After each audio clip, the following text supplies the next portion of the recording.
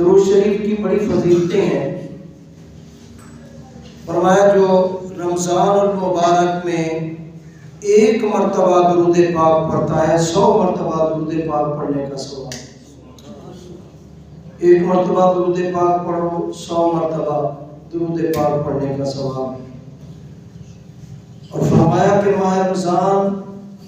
اور جمعہ کے دن جو 80 مرتبہ درود پاک پڑھے، 80 مرتبہ درود پاک جو پڑھتا ہے، آپ کے اور میرے پیارے نبی صلی اللہ علیہ وسلم نے فرمایا اللہ تعالیٰ اس کے 80 سال کے گناہ معاف فرما دے۔ تو ماہ رمضان کے اندر ذکر اذکار کی کثرت کریں، درود شریف کی کثرت کریں اور عادت بنائیں کہ اللہ کرے ہماری اس ماہ مقدس کی آمد کی وجہ سے، اس ماہ مقدس میں بندگی، عبادت، ریاضت کی وجہ سے ہمارے ساتھ معاملات درست ہو۔ دیکھیں یہ ایسا مہینہ ہے رمضان المبارک کا کہ جس کے اندر ہر آدمی کی عادت تبدیل ہو گئی۔ جس طرح عادت تبدیل ہو گئی ہے نا، اللہ کرے ہمارے مزاج بھی تبدیل ہو گئے، عادتیں تبدیل ہو گئی۔ اب دیکھیں کوئی 8 بجے اٹھتا تھا، کوئی 7 بجے اٹھتا تھا، کوئی 10 بجے ناشتہ کر رہا ہے، کوئی کہتا ہے میرا 11 بجے کا ٹائم ہے ناشتہ کرنے کا، کوئی کتنے بجے، کوئی کتنے بجے۔ لیکن رمضان المبارک آیا تو سب کا ایک ہی ٹائم ہو گیا۔ وہ عادتیں جو مختلف تھیں تبدیل ہو گئیں، ایک ہی ٹائم بن گیا جو سحری کا وقت ہے۔ اگرچہ اسے بھوک نہیں ہے، طبیعت نہیں چاہ رہی، من نہیں چاہ رہا، لیکن اس کے باوجود بھی وہ اللہ کی بارگاہ میں اللہ کو راضی کرنے کے لیے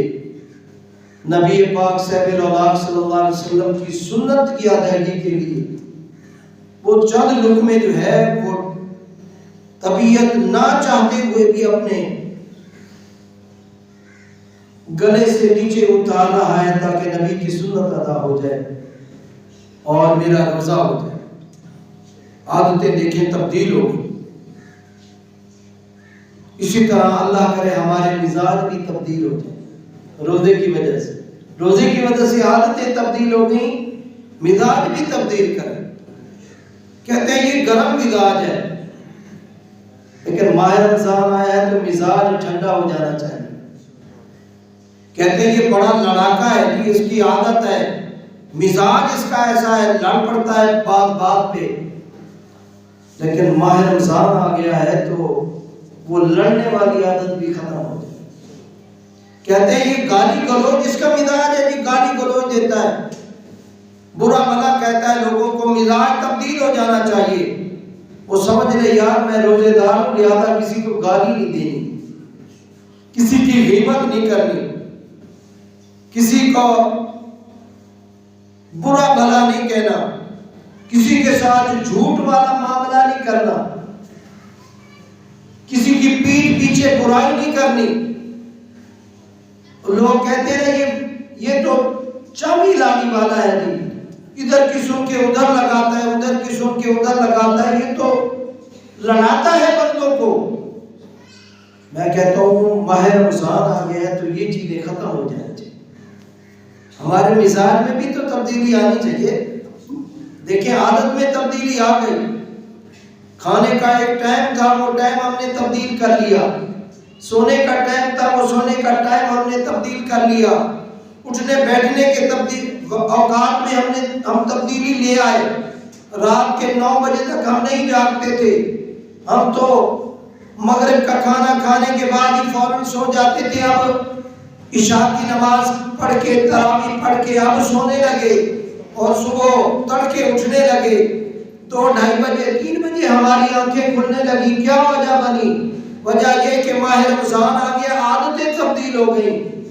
اور میں کہتا ہوں اللہ کرے ہمارے مزاج بھی تبدیل ہو جائے، اس ماہ رمضان کی برکت کی وجہ سے ہمارے مزاج میں بھی تبدیلی آ جائے، ہمارا اخلاق بھی تبدیل ہو جائے۔ جو بات بات میں ہم الجھ پڑتے ہیں،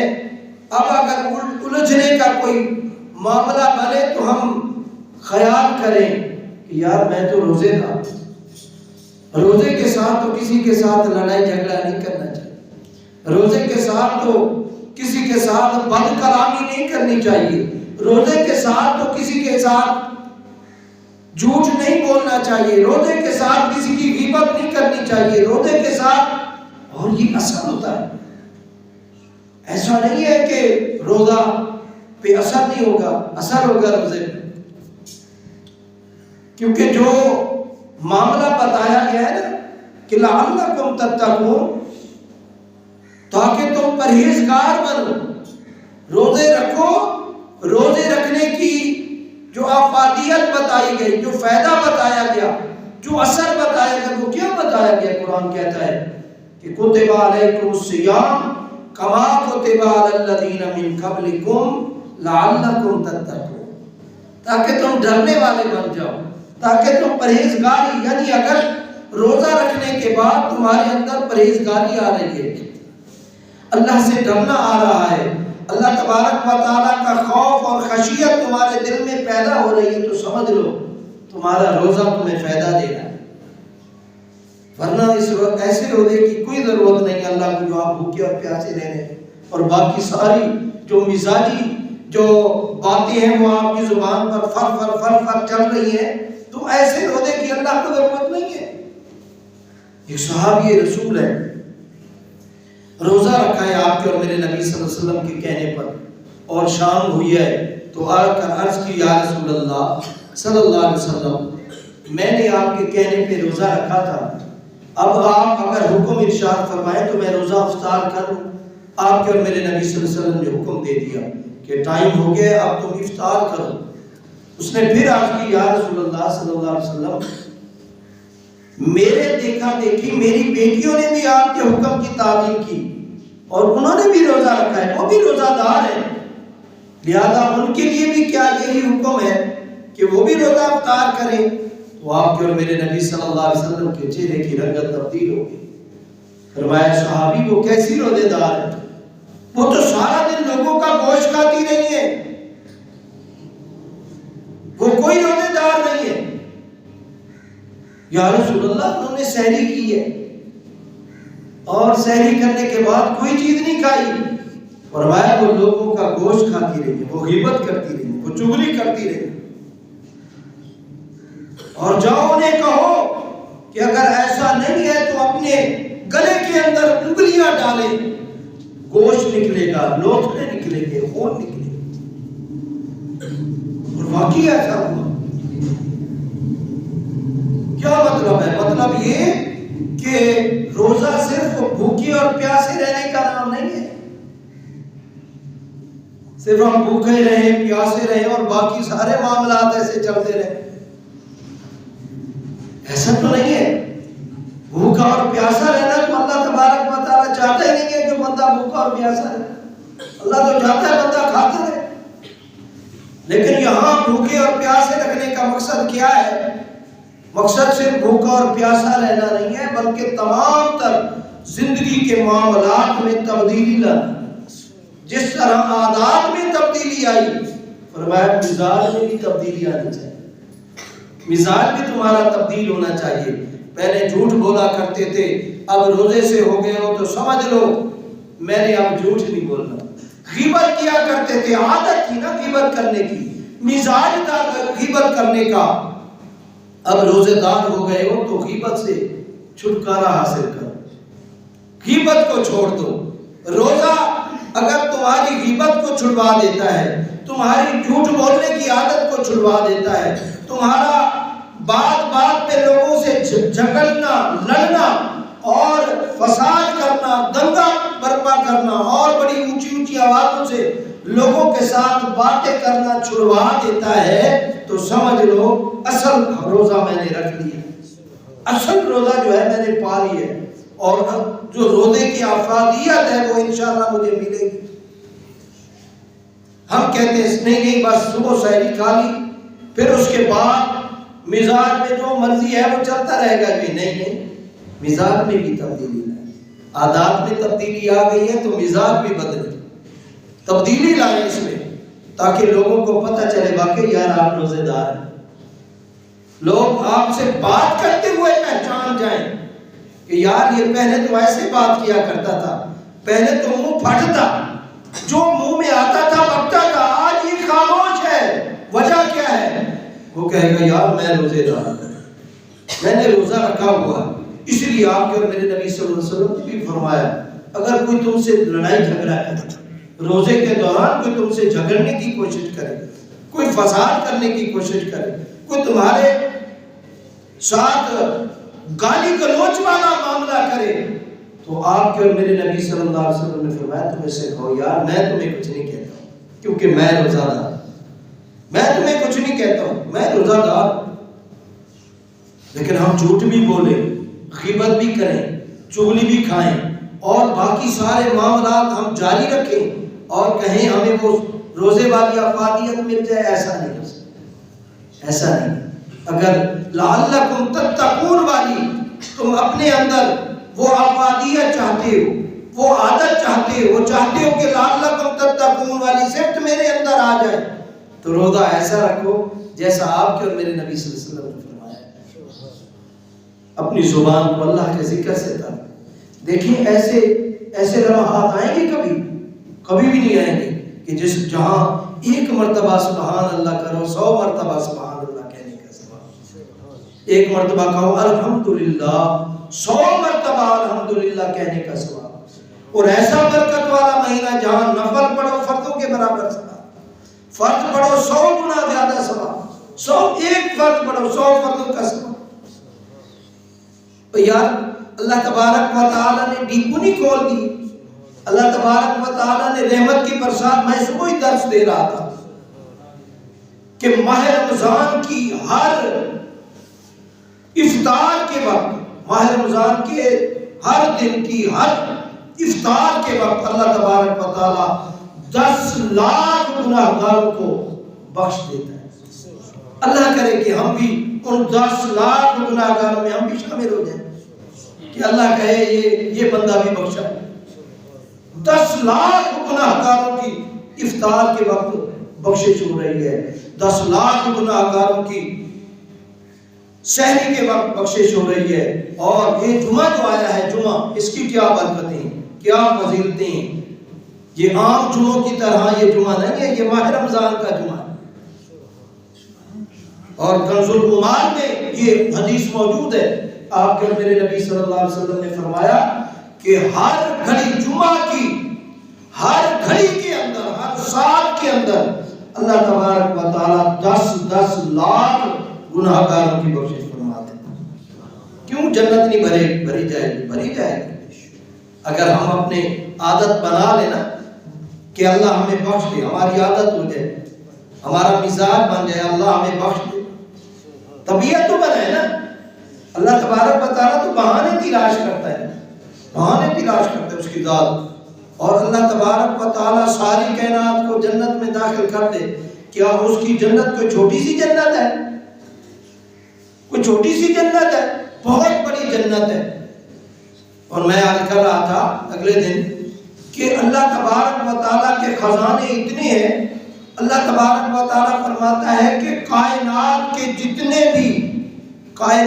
جتنی بھی مخلوق ہے زمینوں میں یا آسمانوں میں،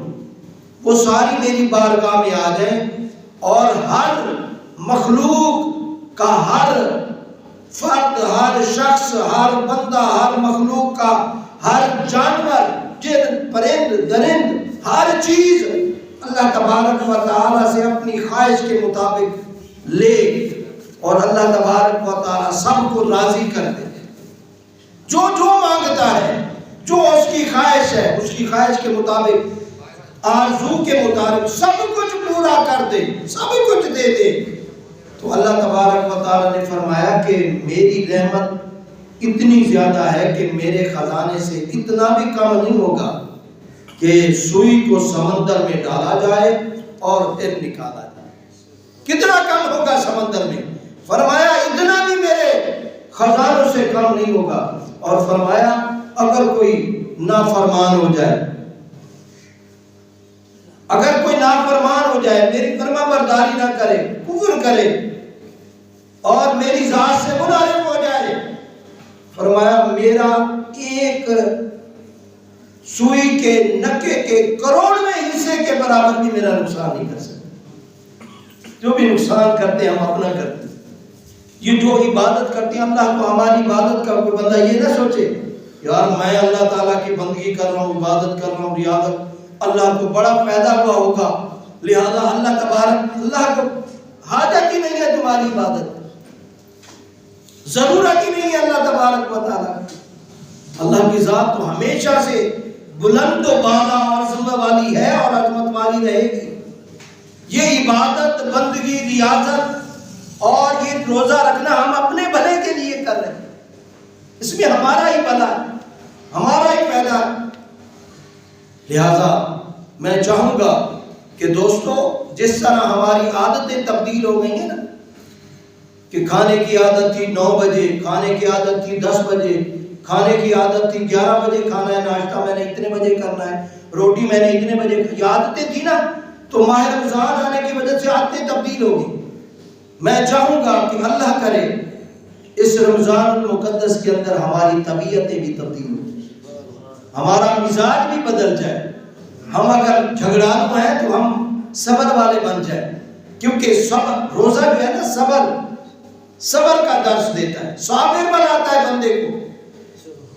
یہ صبر ہے نا، جو بے صبرا بندہ ہوتا ہے وہ تو کوئی چیز بھی برداشت نہیں کر سکتا، نہ بھوک بھی برداشت نہیں کر سکتا، پیاس بھی برداشت نہیں کر سکتا۔ اور اکثر بے صبرے آپ نے دیکھے ہوں کہ وہ روزہ رکھ لیتے ہیں۔